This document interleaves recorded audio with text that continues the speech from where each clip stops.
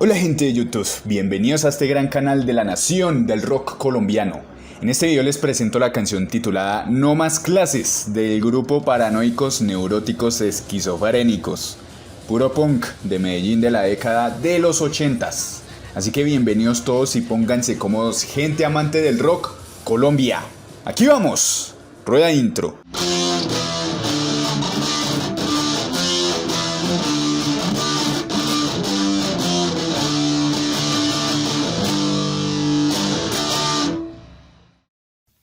Bueno señores, le envío un saludo a Giovanni Rendón por darme un gran rato para poderlo entrevistar y saber más acerca del grupo. Yo tuve una conversación larga con él y le pregunté cuándo nació este grupo y él me cuenta lo siguiente.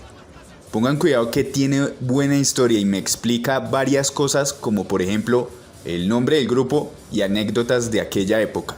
Escúchenlo. Bueno, PN nació en los 80. Exactamente el año es un poco confuso porque nosotros arrancamos parchados haciendo una vuelta que la llamábamos Vietnam. Éramos muy pelados, los queríamos poner Vietnam, Dengue, teníamos un montón de nombres ahí tirados y estuvimos tocando. Y luego terminamos dejando la batería ahí y por ahí ya estaba ronroneando Penny, ¿sí o qué? ¿Cómo? ¿Por qué Penny? La idea era que fuera un nombre sonoro, que fuera una cosa que también, digamos que en ese momento esa palabra todo el mundo la decía con mucho pudor, entonces nos parecía bacano como usarlo como sigla, porque para nosotros significaba como tres cosas que estaban ahí también en el momento. Era que en la ciudad se vivía una paranoia muy tesa con todo el tema de los narcos, con todo el tema, digamos, del sicariato y todo lo que ocurría. Éramos muy neuróticos porque todo el mundo andaba también como una cosa de no sé, una acelera y particular también. Y los esquizofrénicos, hermano, porque esta ciudad también anda como un montón de problemas mentales que a veces uno no entiende. Entonces, nosotros arrancamos por los 80, casi que como el 82, volvimos a parar un tiempo y eso ha sido, digamos, como una constante que tuvimos en una época. Y nos volvimos a juntar ya entre el 83 y 84, ya sí empezamos a cascarle, que por ahí más o menos fue cuando se hizo la película de Rodrigo D. Aquí el colega Giovanni me cuenta anécdotas sobre Rodrigo de No Futuro, el álbum que grabaron. Pongan cuidado. Y ustedes aparecen ahí en la película, ¿sí? Sí, o sea, digamos que cuando se hace la convocatoria de Rodrigo D, que fue muy particular, fue, digamos, un parche que teníamos nosotros en Castilla, que era la Casa del Negro. En la Casa del Negro la película, parte de las escenas que salen de las bandas en la película, por ejemplo, donde graba Mutantes, es la Casa del Negro, que ese lugar lo habíamos puesto como un ensayadero también, de alguna manera, para las bandas de punk. Y digamos que ahí fue donde las bandas que estábamos como tocando en ese momento terminamos apareciendo en la película, pues también por recomendación pues de Ramiro, de Meneses, y Víctor ya ve las bandas y nos invita a la película pues a participar. A ver, es un evento muy extraño para las bandas y para, digamos, con la relación con Víctor. Yo ahora hago audiovisual y entiendo pues como ciertas cosas pues que ocurren ahí. Lo que pasa es que hubo mucha desinformación, digamos, al comienzo con el rollo de la película, porque no sabíamos si para acercar dentro de la producción hablaban ellos de que era un documental sobre el metal y el punk. Ok. Y digamos que hubo una confusión ahí como en la información. Y cuando se llegó pues a que era una película realmente, que ya todo el mundo sabía que era una película, ya era como que, bueno, la situación es digamos, va a ser una realidad o cuál va a ser la ficción dentro de la película.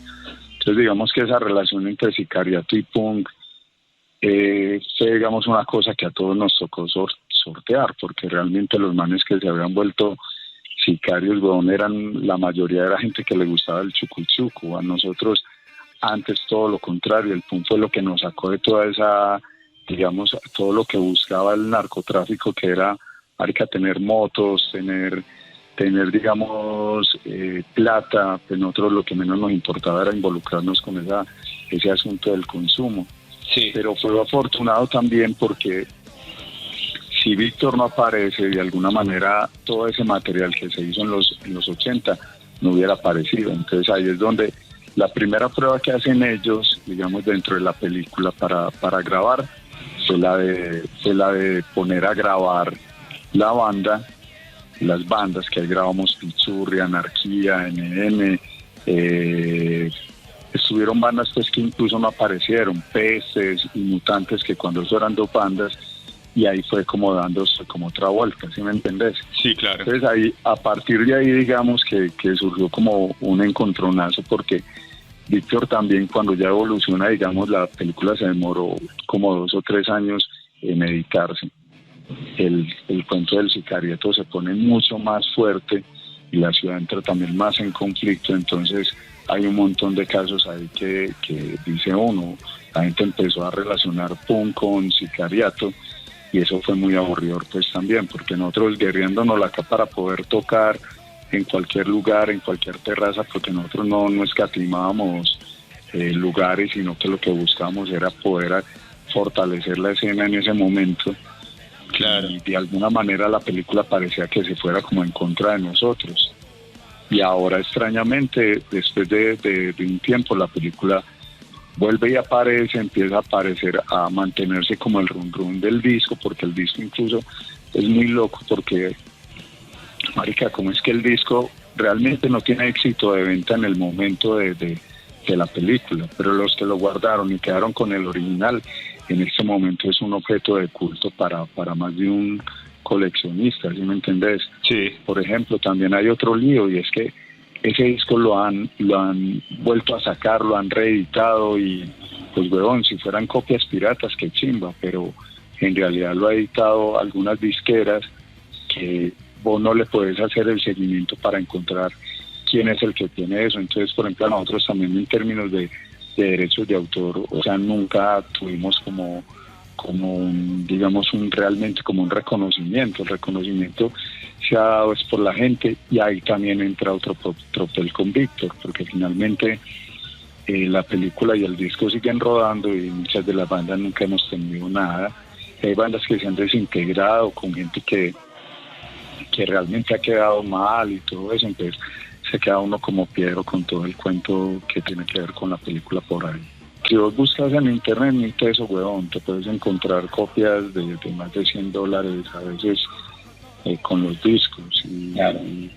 Y la revisión que sacaron en España es una chimba, o sea, sacaron una información súper bacana, es una cosa muy tesa, pero por lo menos que uno como músico quedara con un disquito de esos en la casa, pero ni siquiera tenemos el disco en la casa, ¿me entendés? Entonces es muy teso porque las disqueras ni siquiera se preocupan por las bandas, sino que están sacando ese material. Ahora, también te diría que finalmente es bacano porque es la única manera, también ha sido la manera de mantener viva la música. Entonces, ahí también hay otra ventaja que uno, pues yo a veces lo miro como desde las dos aristas, ¿me entendés? Sí. Claro. Entonces es por ahí como el rollo también. ¿Cuándo se grabó la canción No Más Clases? Giovanni me comenta lo siguiente y me cuenta más detalles de grabaciones que años después estuvieron en recopilatorios. Bueno, el tema de No Más Clases es un tema, weón, que termina siendo recurrente en el país, ¿sí o no? Yeah. Sí. O sea, la gente estudia y no da posibilidades, digamos, de ingreso a la universidad, termina volviéndose un complique. Llegas a salir de la universidad y terminas vagando. Los profesores están enseñando y el pago y los sueldos no son los más adecuados para alguien que está haciendo esa labor.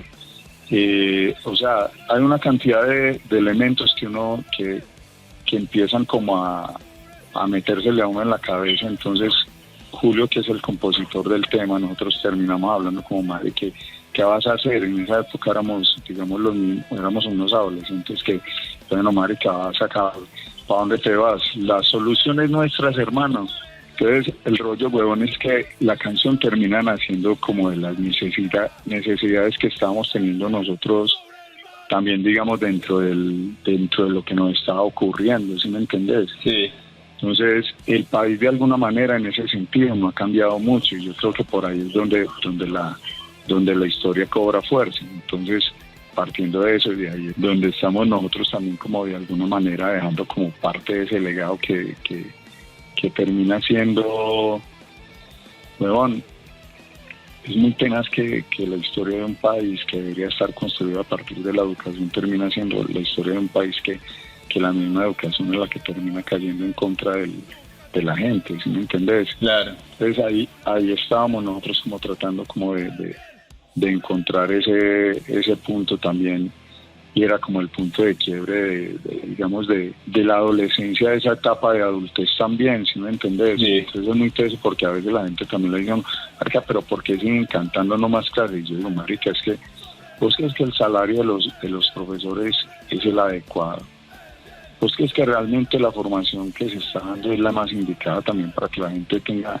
digamos, un pensamiento abierto, tenga unas ideas que realmente vayan como en pro de pensar al individuo dentro de una sociedad, una comunidad que también tenga la posibilidad de crear y de ser el mismo con las diferencias que se ven, ¿no, marica? O sea, todo esta sigue estando, weón, enquilosada la educación desde los mismos puntos de vista. Entonces eso es muy teso porque, marica, seguimos funcionando muy bien para el sistema, muy mal para la sociedad y muy mal también, weón, para los individuos. Entonces ahí es donde, digamos, que el tema cobra como esa fuerza y la relevancia, pues también parte, weón, del discurso que nosotros nos tiramos cuando está, digamos, como un intermedio en la canción, pues siempre nos tratamos de tirar un discurso que tenga que ver con que el problema no es la educación, el problema es cómo cada individuo asume, digamos, el proceso del aprender, del entender también la posibilidad de que el cambio está en uno, pues, en que Claro. uno también tiene que ver como las posibilidades de los recursos que te dan, pero esos recursos no son, digamos, como la línea a seguir, sino que realmente es una línea para entender que hay otras cosas que vos puedes descubrir por cuenta propia o que de alguna manera tenés que estar un poco también abierto a pensar de una manera libertaria. Entonces es como lo que nos procuramos también con la canción, ¿sí me entendés? El punto, digamos que de alguna manera, más que buscar la idea de reflejar el momento, porque eso sería una cosa que sí se la puede dejar uno, digamos, como a otras cosas, es que es como esos momentos dentro de la historia no hemos sido capaces de cambiarlos. Entonces, Claro. marica, las canciones terminan siendo en realidad un reflejo no del tiempo, sino de los errores que se continúan a través del tiempo. Entonces no son canciones hechas por moda, sino realmente porque son sucesos que finalmente terminan trascendiendo en el mismo momento en que fue creado. A ver, es muy interesante porque uno a veces siente como que fue puta, porque esto sigue igual, o sea, Sí. bueno, de alguna manera lo que dice la polla, toda la puta vida igual, porque se siente uno como que fue puta como sociedad, en realidad, ¿qué es lo que hemos aprendido? Y si la filosofía, un montón de cosas que uno dice, o sea, son estudios demasiado profundos, realmente pueden alcanzar la posibilidad de generar cambios. Entonces es muy teso, porque finalmente se da cuenta uno de que el cambio es necesario, pero es necesario dentro de identidades, es donde el punto también comienza a tener unas cosas y unos procesos que son muy bacanos dentro de todo el movimiento. O sea, esa idea de que lo haga cada quien, hazlo tú mismo, el do yourself, pues es una cosa que en este momento, de alguna manera, sin querer, se va volviendo digamos, una cosa que parte del PUNI y se ha vuelto para muchos colectivos en diferentes géneros, en diferentes, digamos, colectivos, una consigna. Entonces es bacano también porque uno, más que pensar en el futuro, se está pensando en un presente, y ahí es un poco lo que te decía antes. De alguna manera, el reflejo de esos problemas que son continuos terminan siendo una cosa que no tiene tiempo. Entonces eso también es otro rollo. Yo diría que en el futuro también es un poco ese no tiempo que estamos generando nosotros como sociedad. La canción se grabó la primera vez en el cassette que sacaron previo a la película de Rodrigo D. Entonces cuando se grabó el cassette, ese cassette era lo que te contaba antes, un poco estaban NN, Pichurria, Snow, Pestes y Mutantes. Sí. Estaba Anarquía también. Entonces, esas bandas, digamos que cuando se hizo la grabación que Víctor hizo como las pruebas digamos, para la película, como previa a saber quiénes aparecían en la película, ese caso se retomó y se le puso simplemente una marca como de un medallo. Sí. Y esa fue la primera vez que empezó a rodar, digamos, como música de Medellín grabada, pues en materializada. Eso también nos abrió a nosotros la puerta para decir como, bueno, hay otros estudios. Entonces se empezó a grabar también ya como a la par de bandas que ya habían grabado como para Bellon y todo eso. Entonces ya las demás bandas empezamos a grabar. Y posterior, la película ya empezó a necesitar, digamos, como la banda sonora, y a ellos les surgió la idea de sacar un disco con la banda sonora de la película. Claro. Y ya en la banda sonora ya entraron otras bandas, que era como un lado de metal y el otro lado de punk. Entonces ya se materializó esa grabación, se hizo una nueva grabación para eso, incluso ya después de grabado el material de digamos, cinematográfico para la película, se grabó una segunda, digamos, como copia de eso. Nosotros le habíamos propuesto a Víctor otras canciones, otras cosas que incluso en la terraza cuando se grabó, sí, se alcanzaron a hacer, y es muy charro porque, por ejemplo, eso sí es un material que se perdió también dentro de la película. Muchos de los roches, digamos, del material cinematográfico que incluso hubieran podido servir en ese momento para videoclips y otras cosas, nunca apareció. Yo le he preguntado a Víctor y no se sabe nada de ese material. Entonces, digamos que las grabaciones de Pene, las primeras grabaciones surgen de ahí, a partir de la película. Digamos que en ese momento no había tanta conciencia, ni digamos que más que conciencia es que no había recursos para grabar. Sí, claro. Nosotros en realidad no teníamos dinero para meternos en un estudio, pues, y no era como lo que ocurre ahora. De hecho, hay varias grabaciones que se han hecho de la Medallo, que la recopilaron directamente en la misma casa que te contaba, la Casa del Negro, que es Reina Oquendo. El hermano Giovanni Oquendo también sacó, digamos, unas grabaciones que se hicieron de conciertos piratas, por ejemplo, en Copacabana, digamos que eran grabaciones casi que hechas con una grabadora que cogía el ambiente, digamos, del toque, y ese material está por ahí también digamos, como en CD piratas, pero todo eso lo recopiló Giovanni. Digamos que ese fue es que acá, digamos que el proceso como del punk en la ciudad fue primero que, digamos, unas bandas que venían con procesos de vieja guardia se encuentran con el punk y arman, por ejemplo, Complot y Pretexto. Lo que hacía era covers de The Claps, de Resillo, Resident, sí, hacían mucho cover y era una chimba, pues. A mí de hecho me cautivó mucho porque cuando yo lo oí, yo ya tenía unos disquitos por ahí, unas cosas que me había pasado a otra gente.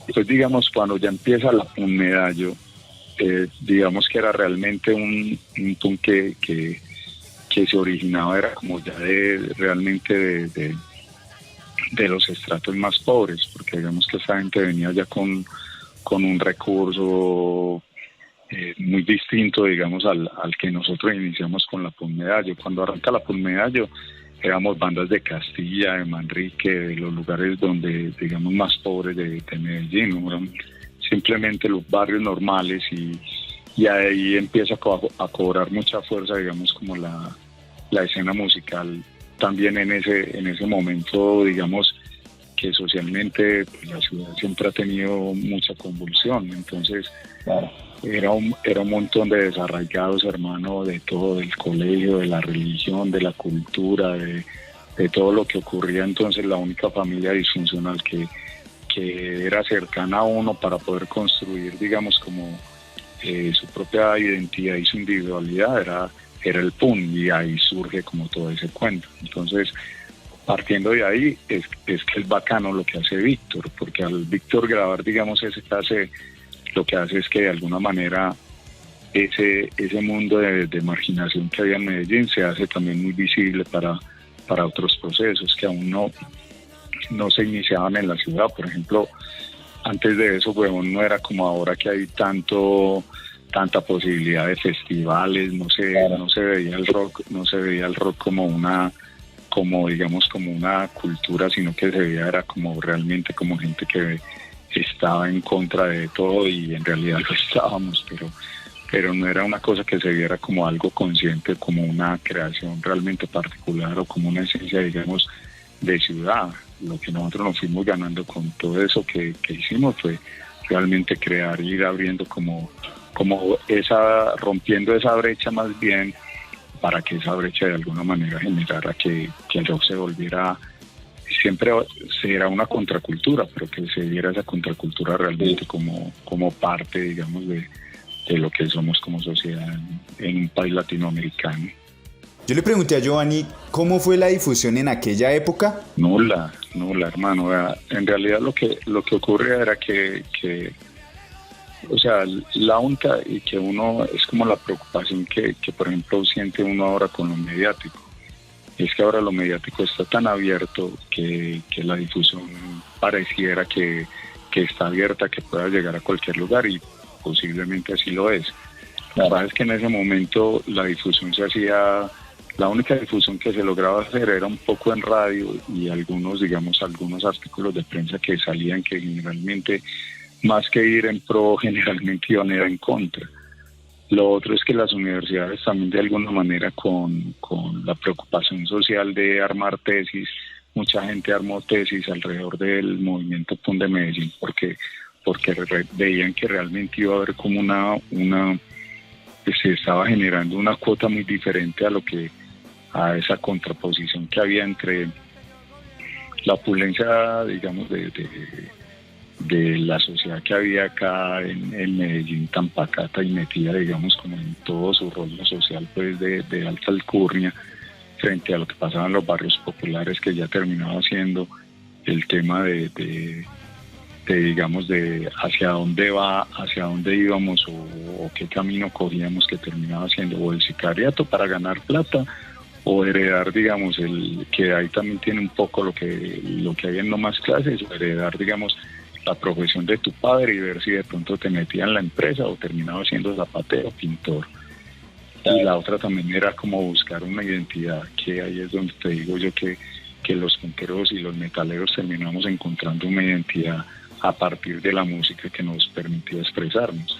Pero que hubieran medios de difusión que estuvieran encartados con eso, no. Hubo, digamos, algunos chispazos que eran los más bacanos, que eran, por ejemplo, hubo algunas cosas en radio, con radios universitarias, con emisoras independientes que realmente se preocuparon por eso, pero a la radio pública nunca ni privada le interesó nunca como el tema del PUN. El PUN siempre lo tomaban como un fenómeno, que es lo que ellos generalmente era la palabra que usaban. Esto es un fenómeno contracultural, un fenómeno cultural que se está dando en Medellín, y pues bacano también, porque ese fenómeno, ya ese bicho se volvió un monstruo que es una chimba, porque en realidad ha cambiado cerebros y mentes, bueno, para crear otras cosas. O sea, los canales que ya están comprometidos con el esquema del sistema no les interesa para nada lo que no sea comercial, y el PUN realmente no ha sido comercial hasta ciertos aspectos. Entonces hay bandas que han logrado de alguna manera romper la brecha sin perder también su propia identidad, pero que uno diga que hay una emisora o un canal en el que vos puedas estar viendo metal o punk tranquilamente, es muy difícil. Generalmente es porque tienen un grado de independencia los canales, que hace factible que gente que esté interesada en los temas logre meterlos ahí de alguna manera, pero realmente un interés comercial no lo hay. De hecho, es muy raro, porque hasta hace poco, o sea, yo recuerdo que hace por ahí 4 o 5 años uno buscaba como mucho en emisoras y cosas, y la última emisora que encontraba siempre le daban prioridad como a la música comercial, y vos ibas a encontrar Pono Metal y lo encontrabas era en el submundo, pues entonces es una chimba porque también creo que ese submundo es el que ha permitido que no haya necesidad también de generar un condicionamiento a partir del comercio, sino que el punk se ha movido siempre por el mismo estrato underground que siempre ha sido, y eso es lo que lo hace fuerte.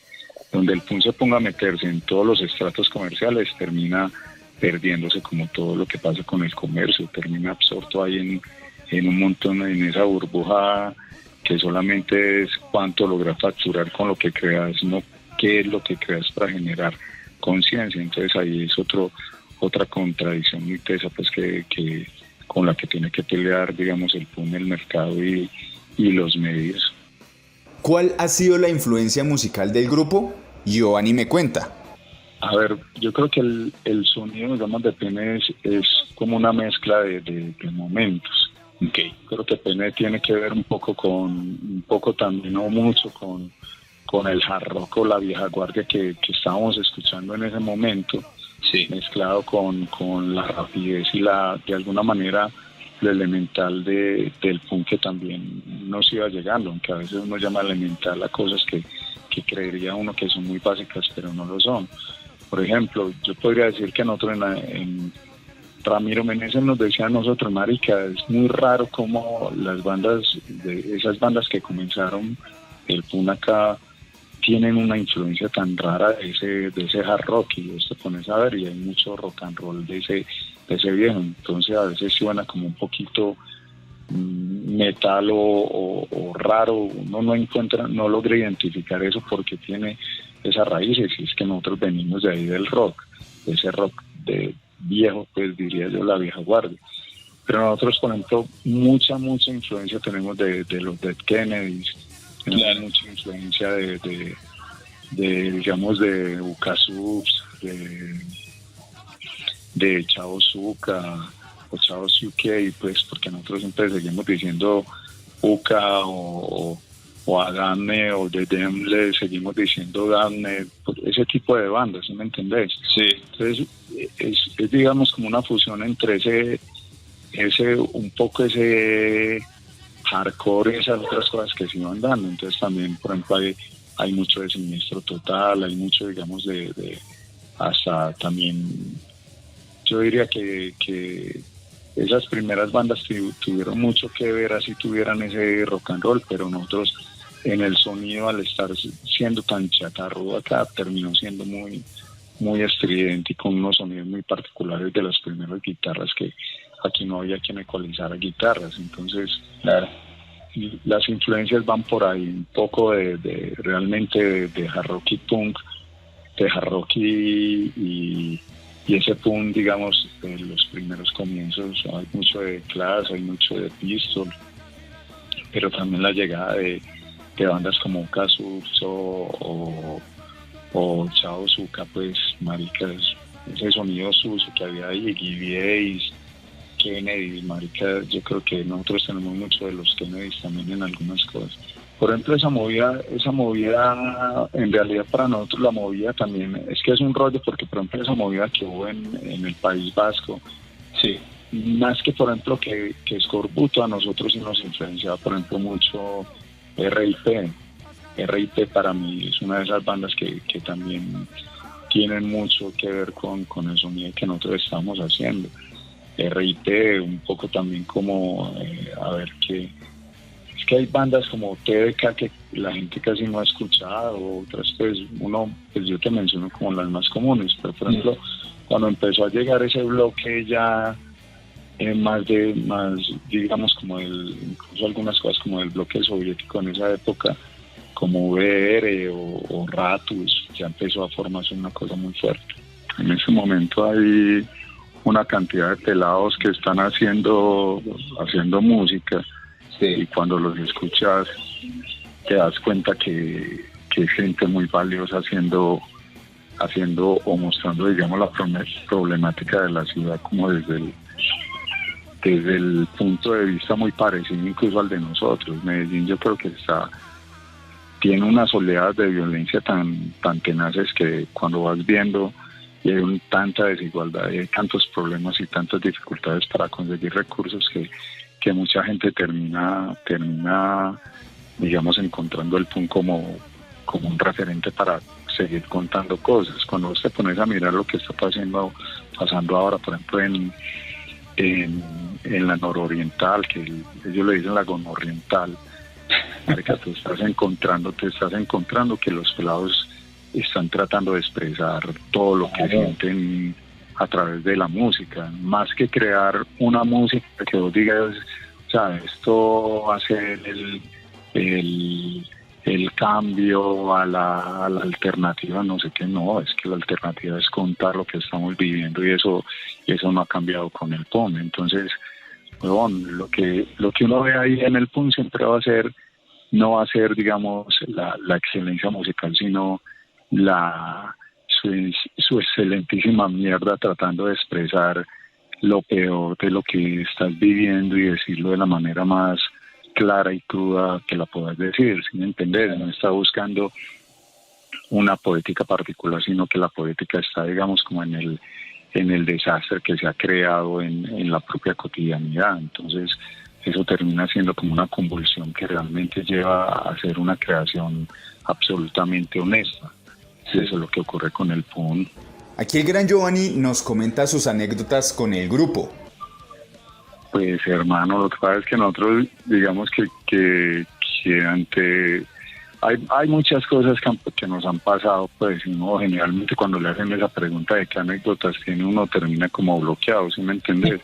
Claro. Yo te diría que hay cosas muy bacanas porque, por ejemplo, nosotros hablamos de cuando grabamos el caseo, las primeras grabaciones de Rodrigo Dey, y marica, yo no me acuerdo de nada. O sea, te digo que estábamos tan locos que yo no me acuerdo cuál fue la casa, y siempre entramos como en contradicciones, como recordando. Uno tiene unos vacíos todos locos también, porque de alguna manera éramos ni plagas en ese momento. Entonces, de alguna manera no la gozábamos, pues, la vida con lo que pudiéramos, el chamber y lo que fuera. Entonces, de alguna manera también se nos olvidan muchas cosas. Pero, a ver, nosotros estuvimos, por ejemplo, el toque en la terraza fue muy loco, porque nosotros siempre le decíamos a Víctor, grábate esta canción, Gobierno Podrido, y Víctor no nos paraba bolas y nosotros la tocábamos una y otra vez mientras ellos cuadraban la cámara, y lo hacíamos porque decía: ya cayó el señor Barco, ya se sube el señor Belisario y el poder sigue en las mismas manos, otros 4 años que tenemos que aguantar con una falsa democracia. Y nada, eso no apareció. Nosotros estuvimos haciendo conciertos, huevón, en Buenos Aires, y organizamos un concierto en Buenos Aires que solo alcanzó a tocar Mutantes, y en ese concierto, hermano, conseguimos convencer a un cura de que nos prestara la iglesia, y nosotros estábamos felices, hermano, porque para ese concierto hicimos un sorteo en la terraza que se grabó Rodrigo en la Casa del Negro, y marica, nosotros todos felices porque íbamos a cerrar el concierto. Y nosotros, no, pues las estrellas nos tocó de últimos, que chimba para cerrar. Parce, de cosa que nosotros arrancamos el toque, hermano, como a las 3 o 4 de la tarde, y hermano, llega la policía, le tiran un petardo al carro de la policía se va, todo el mundo celebra. Después de la celebración vuelve la policía, pero con 2 aulas más, y hermano, encerraron a todo el mundo. Y la única banda que pudo tocar fue Mutantes, la de Ramiro Meneses, y es muy charro porque ese concierto, digamos que para nosotros marcó como un hito, porque finalmente era el primer escenario grande que tuvimos los PUN para poder tocar, y terminó solamente tocando una banda de las que supuestamente iban a tocar, y eso fue muy loco porque la gente terminó en la cárcel. A todo el mundo le quitaron las platineras porque decían que eran muy violentas, y a la final sí, pues, pero eran puras botas con platina. Entonces mucha gente salió descalza de ese lugar. Entonces, nada, ese fue el primer gran concierto con como decía mi mamá decía que si íbamos a un concierto, a un desconcierto. Generalmente terminamos en desconcierto. Pues no nos pasaba mucho eso. Por ejemplo, lo otro es que nosotros generalmente nunca había un bajo, hermano, para tocar. Siempre que hacíamos la guitarra terminaba haciendo con un bajo hechizo, Sí.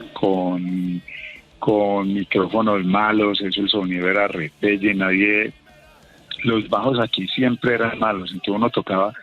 Yo recuerdo que una vez toqué con un bajo hechizo, hermano, en una terraza, y me dio por darle un golpe al diapasón tocando nomás clase y lo quebré. Terminé con el bajo, hermano, colgando de las cuerdas entre el diapasón y el cuerpo, y la decepción tan hijueputa y la tristeza tan brava de quebrar ese bajo, hermano, y apagar bajo hechizo. Entonces, no, era muy teso, hermano, también en esa época. O sea, nosotros para los conciertos tocaba subir las baterías, hermano, a la terraza, Sí. y dejar afinando los parches de cuero a punta de temperatura solar, hermano. El sol era el que hacía ahí el papel de afinar las baterías en Medellín. Entonces, Sí. nosotros tocábamos con parches de cuero o con parches de acetatos de radiografías que se iban a buscar a los hospitales para poderle meter a las baterías. La batería, sí. Sí, eso se ve en la película y es más evidente, y pues claro, ahí sí lo que dicen por ahí con las uñas, que no había Sí, con sí. más. Pucha. Nada, en esa época, hermano, no había un instrumento, pues así que uno dijera, "Ay, qué chimba de guitarra", y eso que, por ejemplo, yo toqué en otra banda que se llama Imagen, y en Imagen el que nos prestó la guitarra fue Carlos Mario La Bruja, el de Parabellum. Nos prestó la Sí. guitarra del hermano, que era una Fly MD. Cuando me prestó la guitarra, yo dije, uy, marica. Era una cosa increíble tocar con esa guitarra. Entonces, es muy loco porque, si me entendés, no era nos tocó hasta volvernos luthier de instrumentos de rock. Entonces fue muy loco esa época. Bueno, nada, la anexión del rock colombiano, que sigamos siendo como un escuadrón de ideas, de posibilidades y de alternativas con el rock, con el metal, con el punk, con todo lo que tenga que ver con la fuerza creativa que nos tiene, digamos, metidos en este cuento, que es desde el espíritu y desde la locura, que siempre esté presente para que se mantenga esa nación rockera. Un abrazo, pues. Bueno, señores, ya lo escucharon, una gran charla con el gran colega Giovanni Rendón. Si usted los ha visto en vivo, déjenme en comentarios qué les parece esta propuesta de Punk Medallo. Una gran historia, conocer más a profundidad algunos detalles de la película Rodrigo D y también sobre el grupo, sus sonidos que los caracteriza y el mensaje que quieren transmitir estos muchachos. No olviden que les dejo la canción en la descripción, ya lo saben. Señores, no olviden escuchar a todos los grupos que yo les he presentado aquí en la Nación del Rock Colombiano. No olviden que aquí hay variedad de rock y eso sí, hay de todos los gustos, de todos los colores y sabores. Así como hay bandas que nos visitan, aquí también tenemos nuestro rock. Así que apoyen a su amigo artista, ustedes ya saben. Y me resta decirles que compartan este video con sus amigos, denle like, comenten, suscríbanse y denle click en la campanita y así sabrán que llega un nuevo video. Vea que eso es gratis, eso sí.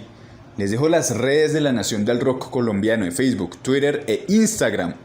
No olvidemos apoyar nuestro talento rockero, metalero y punkero colombiano. Ya lo saben, señores. Y sin nada más que decir, rock y salud de parte del grupo La C Rock. Hasta pronto, gente. Adiós.